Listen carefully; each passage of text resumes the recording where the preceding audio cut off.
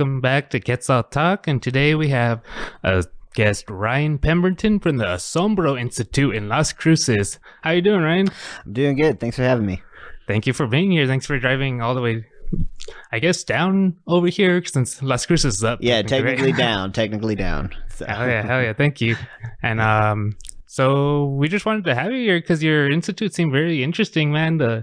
You want to educate people about the Chihuahuan Desert, right? Yeah, that is our main goal, is just help foster an understanding of the Chihuahuan Desert, and usually through education programs, whether it be with kids or adults. Oh, and you just had two. Before the podcast, you were telling me you had like two with some children recently, right? Yeah, a couple of schools in Las Cruces are doing an extended learning period for a couple weeks over the summer, and a couple of the classes got to come out on a field trip with us as part of that program, and so it was really great. Got to see kids outside and do fun stuff with them for the first time in over a year. So you were just seeing them over the internet, I guess, their little faces, and you weren't seeing them in person? Yeah, pretty much. We were just doing little Zoom classes with them. Or we did some remote lessons with them where we provided some videos and they followed along with the lessons on the videos. So we didn't get to see them, actually. Oh, did that feel awkward? It did. Yeah, it really did. It was very different. So, yeah, but I mean, from the feedback we've gotten, the teachers and the students really, really enjoyed having some sort of science to do with us, even if it was remotely through a video. Oh, awesome. Well, how did you get involved in the Asombro Institute anyway? I had just graduated from college at the University of Georgia, and I was looking for a job, and I found this one on a job board, and it sounded really cool and kind of like my dream job. I mean, I would get to work with kids outside, teach them about different science concepts, and so I applied and ended up getting an interview and moved out here almost 6 years ago. Oh, damn, 6 years ago? Mm-hmm. Well, welcome. How do you like the desert here? It's a lot different than Georgia. It's very different. I don't miss the humidity or the mosquitoes, but I love being able to wake up every morning and see the mountains, and it's the beautiful weather all year round, minus when it gets sweltering hot in the summer. And how do you like the dry weather? Oh, I love it. Yeah. It's nice. Yeah, I love it so especially. much. Oh, yeah. It's so nice. Like, I get out of the shower and, like, I dry off and I don't just stay wet for the rest of the day. Yeah. Right. So, when you went to university, what did you major in? My undergraduate degree was in wildlife biology, and then somewhere around the end of close to graduation, I ended up getting a job at a summer camp and started doing some environmental education, and realized I'd rather do that than work in the forest industry or something like that. And so I went back and got a master's in environmental education. Did you have to learn everything about the Chihuahuan Desert, or your education very much covered it? My education was very much about the eastern United States, so I learned a lot on the job when I got here. So I still feel like I'm learning more and more about it each day. Right, it truly seems like such an interesting place to work. You see, like, it just looks like a dry desert, but when you look closely, like, there's life everywhere, man. There's life everywhere. Yeah, hell yeah. What's been your most, like, I guess, surprising discovery about the desert? Surprising discovery. Probably some of the, like, when it rains here in the summer, like, and we get those huge clouds that come in, actually being able to see the lightning in those lightning storms. Oh, yeah. That's probably one of my favorite things that I've never gotten to experience before. So being able to, actually be able to see far distances and like that has been really cool. Mm-hmm. And do you know the history of this Asombro Institute? What was the main focus of it when it was being created, or how long has it been around? So the Asombro Institute was established in 1990, so we just celebrated 30th anniversary last year. And originally it started as people wanted to get together and make a nature park in Las Cruces. But as the organization kept developing and we started bringing on staff members, that shift sort of focused, instead of let's build a nature park, let's educate or do science education with people in the area, foster this understanding, and then work towards building that sort of nature center zoo type area.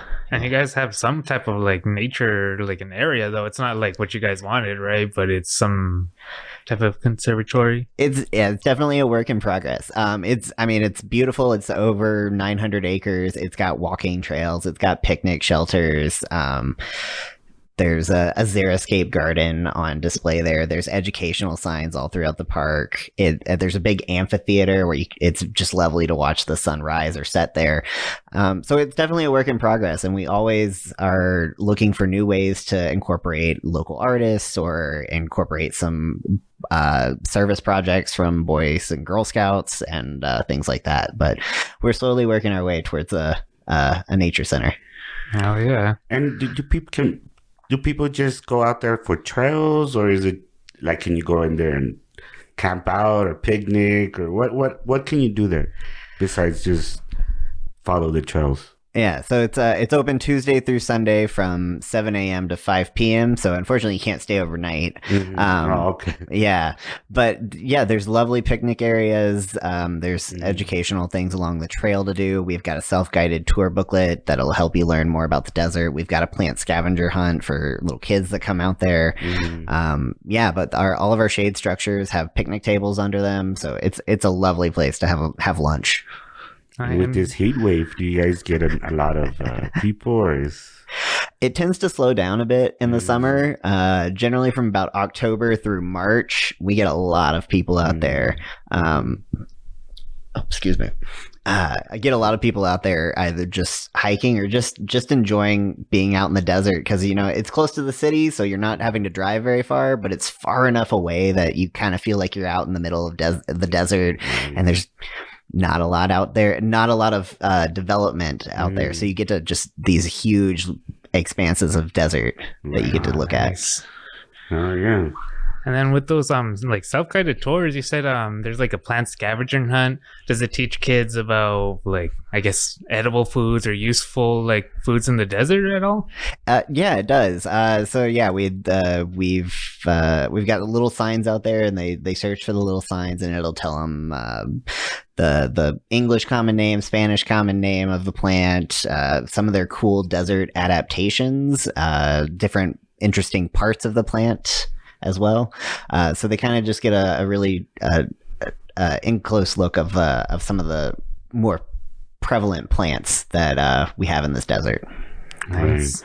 And every time I research about the Chihuahuan Desert, I always come across that they say that it's more diverse than maybe even the Amazon, I think I heard.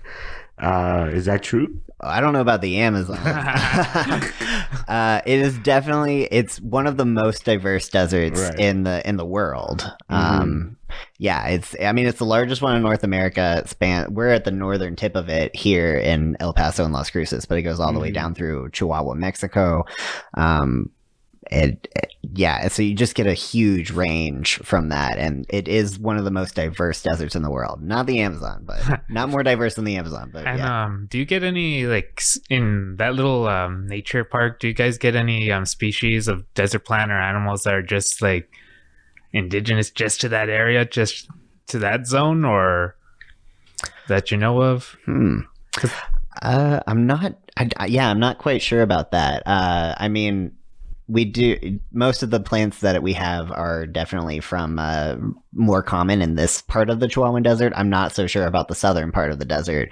And we have animal trail cams up on around the park, and so we see a wide array of different wildlife. Some that we would definitely see only here and not in southern New Mexico, like oryx, which are not native to the desert, but we do see a fair number of oryx at our park. Yeah, do they seem to be breeding a lot pretty well up there, or they do like our park? Yes, they do.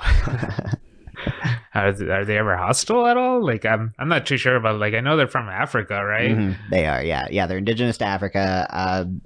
honestly, every time I've seen one, it's always been from a distance, and then either they catch my eye or they see something moving and they just take off. So I've never had an actual encounter with one, unfortunately. Yeah. And is it dangerous out there, man? Like rattlesnakes, tarantulas, scorpions. Like, have you guys had any incidents where visitors get hurt by the wildlife there? Not that I'm aware of. We do have rattlesnakes, so I do see them out on the trail. Right. I mean, I feel like the desert's a pretty safe place as long as you keep your wits about you right. and pay attention to what's going on around you. Most of the time the animals will avoid you, or they're out at night while the park's only open during the day. And when it comes to snakes, I mean, those rattlesnakes will usually give you a little warning well in advance, and as long as you stay out of their way, they will leave you alone. Right. Yeah, just listen. Isn't that a trip, man? Like how they say back then that humans had to be careful not to get eaten by animals and all this, but now like they just run from us these days. Like it's weird, no?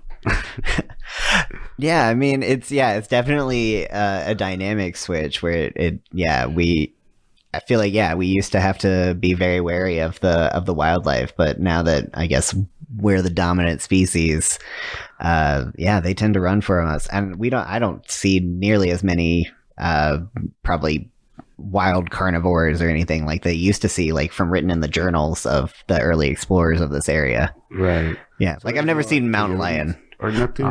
Oh, we do have coyotes. Yeah, definitely hear them.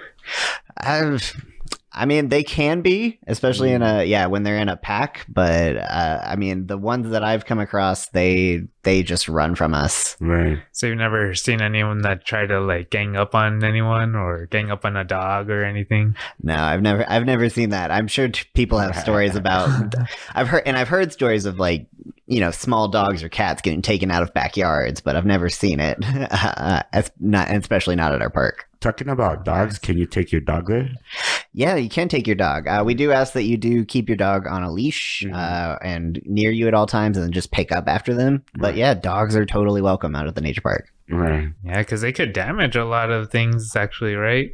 Like dogs or people going off the trails. Like it's kind of sensitive, right? Yeah, it's a very sensitive environment. A lot of the soil is especially really sensitive, and that soil gets damaged, then that impacts the plants, and if the plants are impacted, that there's cascading effects up the food chain. So and dogs also could potentially chase down or kill some of the animals that they may come across. Yeah. Yeah. And what are some of the most endangered species that the Chihuahuan Desert has? Do you know? I mean, I'm sure there are a lot of them, but what is the most? Oh gosh, there's so many. There's so many. It's funny. You're asking about that because we're actually we've been working with the New Mexico Game and Fish to do some endangered species education.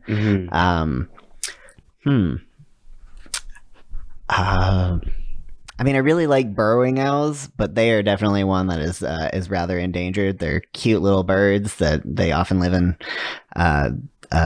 burrows that have been created by prairie dogs or other animals, and they're cute, and they've got a great personality. We used to see them all the time over in Las Cruces and at the university there and along the Rio, and they've essentially disappeared from Las Cruces over the last 5 to 10 years. Why do you think that is? Yeah. Is like people or animals preying on them? It's probably a little bit of both, honestly. So there's probably, as we keep building and developing in the desert, we're shrinking the habitat of some of these animals. So that's pushing them further and further out and decreasing the size of their preferred habitats. So construction of that, and then probably some just use of areas that they or humans using areas that they would normally nest in has probably disturbed them a little bit.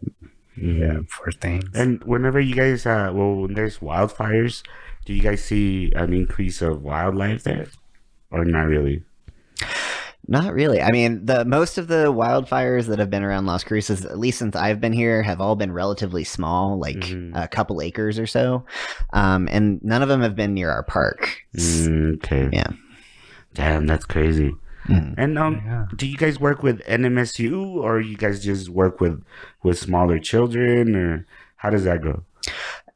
We primarily work with smaller children, but we do partner with some scientists and professors at NMSU and other universities like UTEP, Arizona State, Colorado State, I think as well, to do some sort of education based on research that they're doing at those universities. Right. And is it a good? Well, I know it closes at 7. You said, but would it be a good place for stargazing around there? Or is it too much light pollution? It's pretty good. Yeah. I mean, it's about 6 miles from the city, so it's far enough away that you can definitely see more stars out there than you would in the city. But it probably pales in comparison to I don't know, places like the Gila or even City of Rocks and Deming. Oh, okay. Yeah. So you can't see the Milky Way or anything? On a really clear night, you can. Yeah. Oh, okay. Yeah. Well, that's something. Yeah. Yeah. Yeah. And is the Carlsbad Caverns part of the Chihuahuan Desert? Or is it...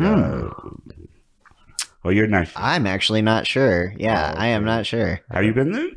Carlsbad? Yes. A long time ago when I was, probably about 12 or 13. Oh. Yeah. I haven't... No, I haven't made it out there since I've moved there. Things keep coming up. I really want to go back. Right. Yeah. Damn. And what is one thing you miss about home, man? Because, I mean, I'm sure it's very different, like you said earlier. I miss trees. A little bit, yeah. Trees and shade. Yeah, I bet, man. And the only place you could get them out is Ruidoso. Do you go out there often? Occasionally, I do go up to Ruidoso, yeah, to enjoy that cooler weather, especially in the summer, and get some shade. But even, if you go over and cross the Oregon Mountains, just going to Aguirre Springs, it's a slightly different climate on the other side of the Oregon Mountains, so they have even pine trees there, so I can get my tree fix pretty close to Las Cruces. Yeah, I don't know, man. Every time I go to a place with a lot of trees, I get all claustrophobic. I feel like I don't know. I get nervous. Yeah, I've heard that from a lot of desert people. They're just like, everything's so tall. I just feel like I can't see anything. Exactly. You don't know where you're at. Like here, you can't get lost. You just look over on the west side, Like when I first moved here, I just felt so exposed because like I had no trees around me or no tall buildings to like hide. An eagle was gonna come take you or something. Yeah. It was a little bit like that. So it was a little weird how that our perspective and our way where we grow up affects those type of things. Yeah, that's crazy.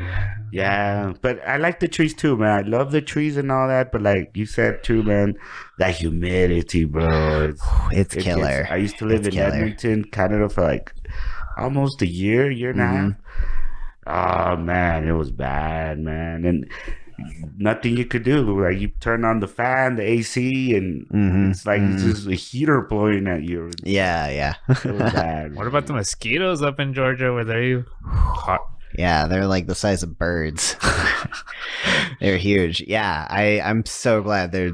I mean, unless you're near the river, at least in my experience, as long as I'm not near the river, I don't ever see mosquitoes. Yeah, we definitely are lucky with that, man. No bloodsuckers over here. Too much. And what is in the future for Asombro, man? What do you guys have planned, or what's in the agenda for you guys?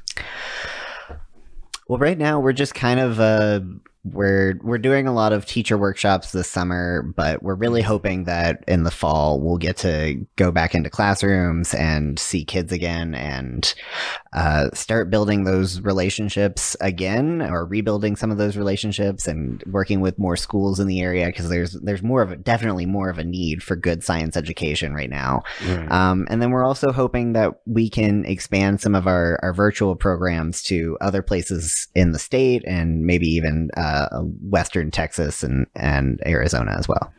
Nice, man. And can people volunteer with y'all? Oh yes, certainly. Yeah, we have a great core of volunteers. They are the engine behind Asombro.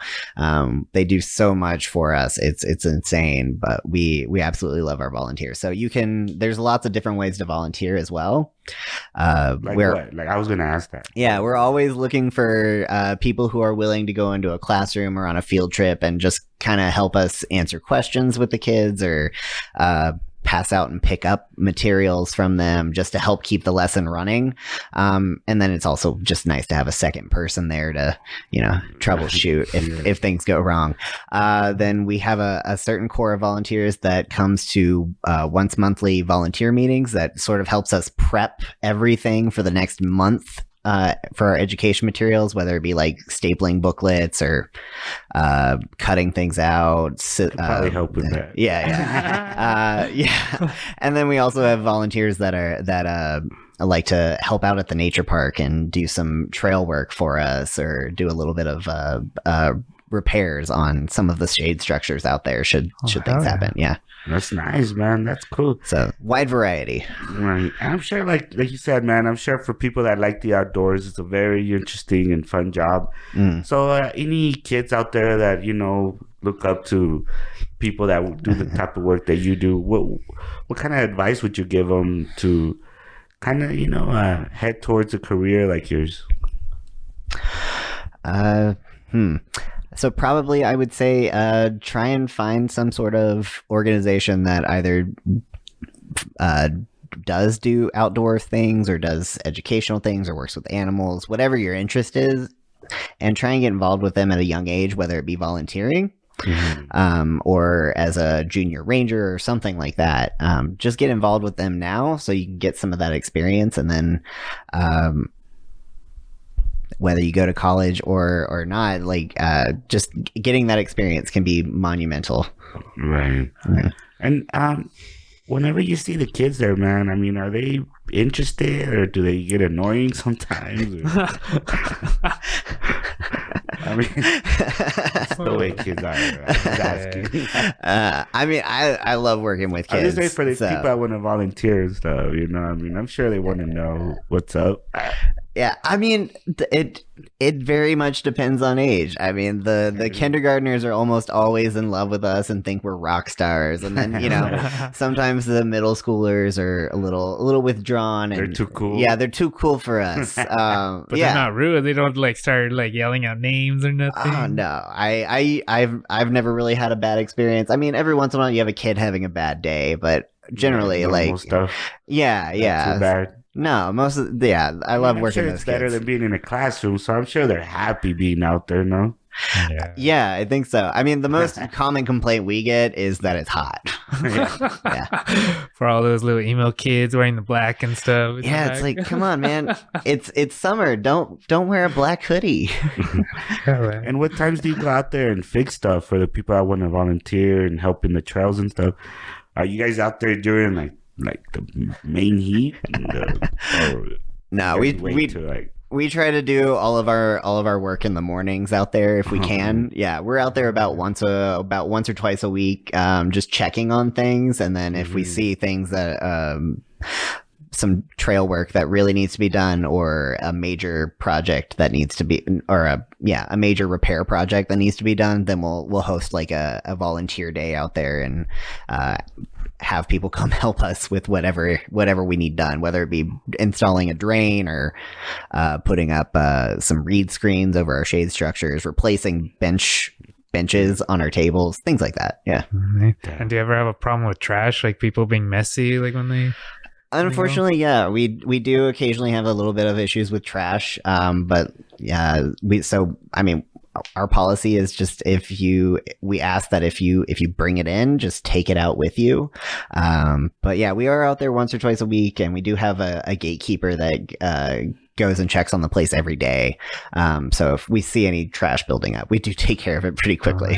And you guys can't prohibit certain things from coming in, like plastic bags, cans, stuff No. like that, or you guys just whatever you guys want to bring. Yeah, whatever you bring, as long as you take it out with you, where you can bring pretty much whatever you want. And you guys have trash bins every so often, or you just take it out Just with you? Yeah, just take it out. Yeah, well, since we're not out there all the time and we don't have the facility to like be out there all the time, we don't want to leave a trash can just in case the animals get into it, because that could be a bigger mess. Just honestly. coyotes all day and up in there. Yeah, there's some squirrely little guys. Yeah, or even badgers. They'll get into some of that stuff. Or foxes are really smart and they might be able to figure it out as well. So. Yeah. So you guys have badgers up there? I never knew there was. Oh yeah, we have some badgers. We've seen them on our trail cams. We've seen them on the wildlife cameras. We've seen evidence of of them digging burrows and like looking for prey. Essentially, so they've dug. There's a couple of really large holes along some of our trails, and we know it's badger just because they're the only thing that can dig up the caliche. Yeah. And are you guys the only ones that have access to these cameras, or can people to like stream? Well, you have those trail cams, no? Ours are not the broadcast ones, but we do download the pictures a couple times a year, and we'll post them up on Facebook or social media, and we use them a lot in our programs as well. Just why don't you guys make them public? You can. I think just because the cameras that were donated to us were the kind that you have to go and then remove the memory card from. Yeah. Way to call them out, Luis. Hey, I'm asking. No, that's a good idea. Maybe we should get some live streaming ones. So, hey man, get a whole colecta going. How do you say this in English? The donation, like a fundraiser? Donations, fundraiser. Yeah. And you know what, man? Recently we had this guy from White Sands. What was his name? David Bustos. And he was talking to us about how they found archaeological footprints there, and they always find them. Have you guys had any archaeological finds in your institute in that park? Yeah, we have actually. Oh, wow. Yeah, there's a few of them that we've marked along the trail, and then there's a few that we've kept hidden that are a little more sensitive. But yeah, one of our board members is an archaeologist, and he's surveyed a lot of the area, and he's found some really cool things. But we found evidence of pottery. We found a couple of I think they're petroglyphs. Oh man. Yeah, and there's supposedly a mammoth rub out there. A mammoth rub, like where they scratched it? Yeah, like where they like rubbed on some rocks or something. I'm not sure how you tell it's a mammoth rub, but I mean, I trust the man. He's very smart. He says it's a mammoth rub. I'm gonna go. That's a mammoth rub. Wow, that's interesting. Yeah. So they're mostly just like animal stuff, or just the pottery from humans? Well, the petroglyphs, those are those are from humans. Yeah. So yeah, there's evidence that people used the park, the area around the park, here and there over the last several thousand years. I don't think there's been any evidence of anybody like settling right in the park, but yeah, we've seen evidence of at least people using it. Yeah, is there any like water in the park, or not really? The only water we do have an arroyo, a rather large arroyo that fills with water when it rains, but that's about our only natural source. And we also have a rain catchment system, or a rainfall harvesting system set up against one of our bathrooms. So yeah, we have a large 500-gallon tub, bin, I don't know, thing, storage cistern. That's what it's called. It's called a cistern. 500-gallon cistern that collects the water that falls on the roofs of our bathrooms, and then we use that for construction, watering the plants, washing our hands, things like that out there. Yeah. Can't drink it, but you can use it for other things. And it's free to get in there? It is, yeah. Yeah. If you can make a donation, we would love for you to do that, but it is free and open to the public. Oh, nice. And is there any recommended donation, I guess? I don't think so, yeah. I mean, if you take a self-guided tour booklet, it does suggest, I think it's $1 per booklet. Oh, that's not much at all. Yeah. And you have people along the way to help you if you have questions, or it's just the little signs you have out there? It's just the little signs we have out there. We do occasionally go host park days where we'll host a walk, and on those occasions, people can ask us all the questions they want. Mm-hmm. Oh, nice. You know, go there. Well, thank you. I think we want to go out there one day and check it out when we get a chance. Oh yeah, for sure. Are y'all open fully right now, or? We are. Yeah, we are open. So Tuesday through Sunday, 7 a.m. to 5. Mm-hmm. And do you have to wear a mask? As far as the restrictions go, I think, since New Mexico's in the turquoise, I don't even think I think as long as you follow the state's guidelines on gathering, we're fine with that as well. Nice. And how did the COVID affect your work? Like not the park, but like the way you worked since like a year when it started. Was there much change or not really? Oh, it was a huge change. We were pretty much in a classroom 5 days a week, and then all of a sudden had to stop doing that. So we very quickly had to figure out, like, what are we going to do during this time? How are we going to help support the students and teachers in this area? And from that, we learned a lot of new skills about how to make videos and do teaching virtually, which is very different than, being in a classroom, because they can just mute you if they want to. That's crazy. And since you've been here, have you seen any crazy, wacky stuff? What do you mean by crazy, like wacky UFOs stuff? or anything like that? We're next to all these government establishments. I'm just asking. I mean, occasionally you can hear some things, but you don't see it. You don't see. Like, what do you mean here? Like, you'll hear like this big, loud rumbling sound, and it sounds like it's like right above you, but you look up and there's nothing there. Yeah. And this happens often? It happens every once in a while, yeah. That's crazy. What about rumbling? Like any tremors or anything in the ground you feel? I haven't felt any of that. Yeah, we can see a NASA facility from our park, and occasionally they'll have like this. I think they're testing rocket engines out there, and so we'll see like these huge plumes of smoke coming out of the NASA the NASA facility, and it's like, oh gosh, what is that? Damn, but I wonder what the animals think about that. Like, would they get scared? Or just like whatever. Just some other human BS to go through. Yeah. Damn, that's crazy. And you know what? There's this jet propulsion lab. What you can see from there? It's a jet propulsion lab, or yeah, it's something like that. I can't remember what they're doing. Like, I have a friend that used to work out there, and they did altitude testing on the rocket engines or the propulsion or something of that. Yeah, so they were like testing. They had some sort of pressurized system that they would put the rocket in and mimic different altitudes to see if it would work. Right. Yeah, that's crazy, man. Did you know that the Air Force came out saying that they've been seeing craft from out of this world out by San Diego? I did hear that, and it's insane. Tic Tacs or something. Yeah. What do you think about that, man? Well, when I moved to New Mexico, I was not going to be surprised if I found out about aliens living here. I was kind of hoping I would, or I would see some. I haven't seen any yet, but I would definitely be interested in seeing some. Have you know that the atomic bomb was the first one was blasted like 20 miles from here? I did know that. That was insane. Yeah. Did that kind of like trip you out when you were gonna move over here? I actually didn't realize that was going to be so close to where I was moving. Right. Yeah. You see any radioactive like animals? Any like two-headed animals pass by the cams or anything? I mean, I haven't seen any, but some of the biologists in the area will say that the jackrabbits near this area are very different and a little weird compared to jackrabbits in some other areas. Like they just act weird, or they'll act a little funny. Yeah, and you probably don't want to eat them. Things like that. Yeah. Okay. Yeah, because I heard there was like some disease in El Paso recently with all the jackrabbits, like some hemophilic disease. I don't know if it occurred up over there. Oh, it probably did. We're so close to each other that it was probably affecting rabbits all over this area.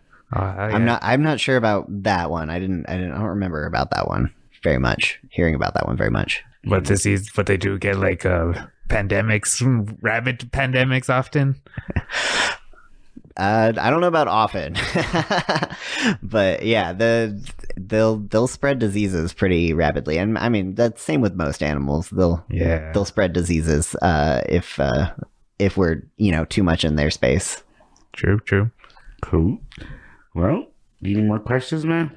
No, it's been fun, and I think we learned all we can about it today. Whoa. Anything that you would like to share that we might not know that we didn't ask? Anything? Because that's such a broad question. Yeah, I mean, the Asombro Institute is we've been around for a while.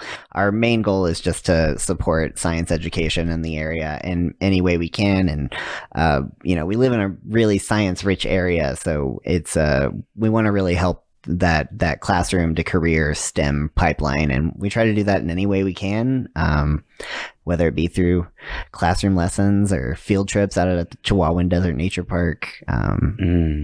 And have you seen any kids that seem like truly interested, like you might have changed their outlooks or anything? Oh, certainly. Yeah, I mean, Asombro does mean wonder in Spanish, and so that's another way we try to look at things, is we really want to just get that wonder, that spark of interest in their eyes. Yeah, and definitely. Sometimes when you see that light bulb go off and their eyes just get really big, it's like, we had some sort of impact on that kid today. Hell yeah, that must be a good feeling. Oh yeah. Oh yeah, it is. And do you guys have any idea when you guys be going back to the way things work with the kids 5 times a week? And I think it's very much going to depend on the rules that the local school districts have in place, and whether or not they'll allow visitors into the school. But yeah, we're really hoping that things will get closer to normal when we come back in the fall. But it's all up in the air right now. You never know. And what's the status with the schools and everything in New Mexico? Are they still at the house learning, or are they starting to go back? Oh no, they've been back in classrooms since April. Oh, yeah, since at least April. So they've been back in classes, but they've had to do all the social distancing with having to wear masks in school, and I mean, I think they've even still been on Zoom, but like in their classroom. right. Oh, that's awkward. Yeah, it's a little That's strange. I mean, that's just the kids in Las Cruces, and in certain other areas, I'm sure it's different. But yeah, it's been a very weird year. Did you get vaccinated already? I did get vaccinated. Yeah. You weren't scared of that? Nah. You're like, nah, that's good. Yeah, no, I trust the vaccine science. It's been around long enough, so yeah. Mm-hmm. I'm waiting for it to get approved by the FDA. It's not approved, right? They approve it for emergency purposes, Yes, but it's not really approved. Yeah. Just in case something happens. So I'm like, I'll wait till you guys approve it, but it takes like years. Like 20, It'll take a 30 couple of years. I don't know if it's I don't think 2030. 20, I think like 7 or something. Yeah, 7? it'll definitely take a while. I'm like, damn. Hopefully I don't get it. Yeah. I got it once, man. Well, you have natural immunity then. I got it in March. Beat that thing.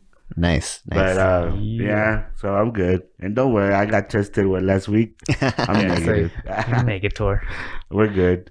Well, we want to go ahead and thank you, man, for coming out and having a educational talk here with the Quetzal Talk. Yeah, we definitely look forward to going out there and checking it out. And Yeah, let me know when you're out more. there. I'll give you guys a special tour. We want to hell yeah. go out there, man. We really do, and that's why how we found you, because we were all trying to learn about the Chihuahuan Desert and stuff. And I was like, oh man, there's an actual institute over there in Las Cruces. Yeah. Hit me up. Let me know when you're coming into town. I'll give you guys a tour. Hell yeah, brother. Thank you. Well, you have a good day and drive safe back to Cruces. Right. Stay out of the heat, man. Hell yeah, man. Stay hydrated. Of course. Well, thanks for having me, guys. It was nice to meet you. Hey, well, thank you, man. And thank you guys for listening. Have a good day.